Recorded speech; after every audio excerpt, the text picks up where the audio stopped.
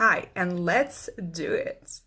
I Sure. was in the room of well-established business coaches, and it was a great opportunity for me to ask them questions and not just pick their brains, but really ask them questions about their lead generation, their sales, and understand what's happening in the marketing world for them.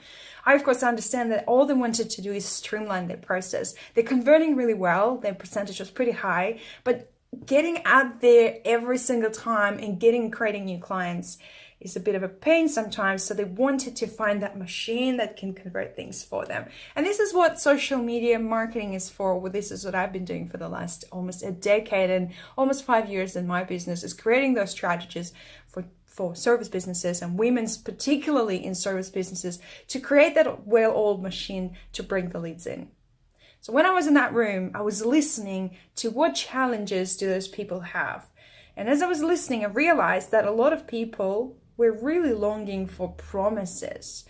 And that really made me feel a little bit unsettled, I guess.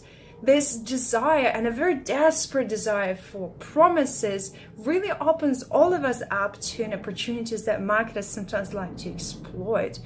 We are given the promises that we're looking for, but it doesn't mean that the solution is right for you just because the promise is given.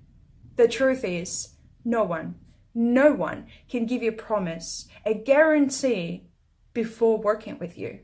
They don't know what stage of your business you're at, what business you're actually running, what you've done before, and whether that works or that didn't. And before creating the strategy, before creating the pathway of getting there, and testing the campaigns, nobody can tell you this will work 100%. This is a cookie cutter approach, and it never works.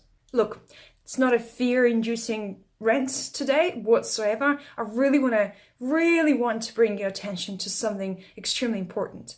I see women sometimes making their decision, making their choices based on promises. And I don't need to tell you how many of them ending up being very disappointed.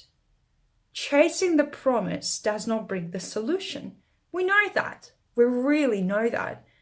But we keep waiting for the promise to come in before we agree on the sale. Hey, sometimes we just don't know whom to trust. I don't have a magical portion there for you. Trust takes time. But I know one thing.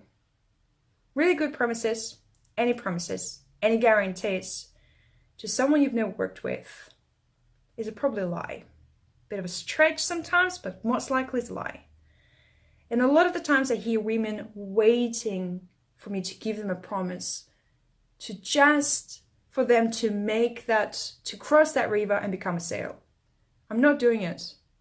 Promises are lies. So what I think you can do actually is just do your due diligence. It takes just a little bit of effort and just a little bit extra time, but it's quite simple. Connect with experts that you've talked to, follow them, see if you align with their messages and just with their well-being and what they do. See if you understand them. And if you don't, come back with more questions. Nothing is stopping you from asking more questions and clarifying things. And if you're still unsure, ask more or simply move on to the next one. But don't get dragged into the promises.